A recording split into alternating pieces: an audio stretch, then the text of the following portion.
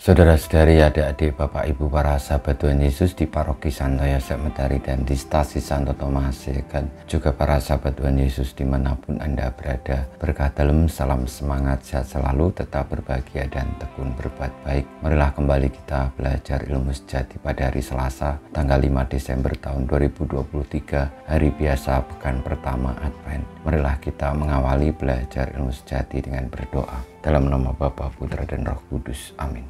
Allah Bapa Maha Murah Hati, kabulkanlah doa kami dan bantulah kami dalam kesusahan. Semoga Putramu menghibur kami dengan kedatangannya, agar kami sanggup berjuang melawan pengaruh manusia lama dengan pengantaraan Tuhan kami Yesus Kristus Putramu, yang hidup dan berkuasa bersama Dikau dalam persatuan Roh Kudus Allah sepanjang segala masa. Amin.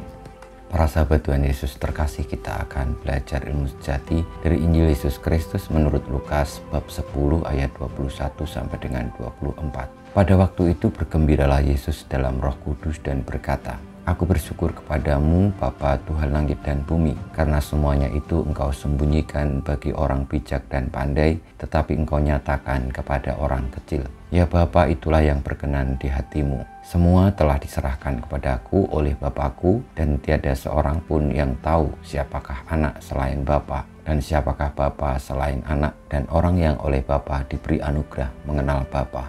Sesudah itu berpalinglah Yesus kepada murid-muridnya dan berkata, "Berbahagialah mata yang melihat apa yang kalian lihat, sebab aku berkata kepadamu, banyak nabi dan raja ingin melihat apa yang kalian lihat, namun tidak melihatnya, dan ingin mendengar apa yang kalian dengar, namun tidak mendengarnya."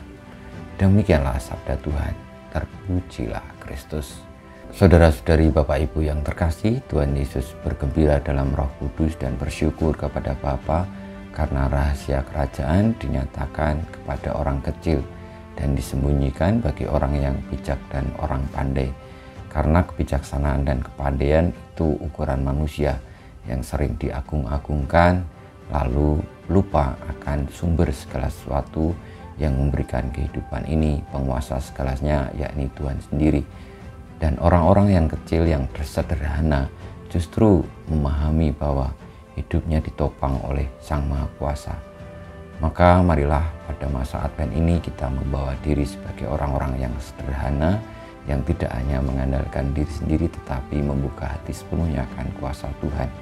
Dan pada masa Advent ini marilah kita menantikan Tuhan dengan rendah hati, dengan membawa diri sepenuhnya bahwa tanpa Allah kita tidak bisa berbuat banyak.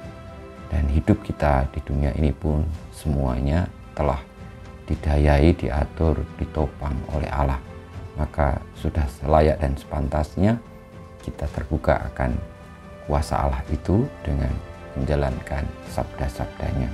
Dan itulah yang akan membawa kita kepada kehidupan baik di dunia maupun setelah di dunia ini.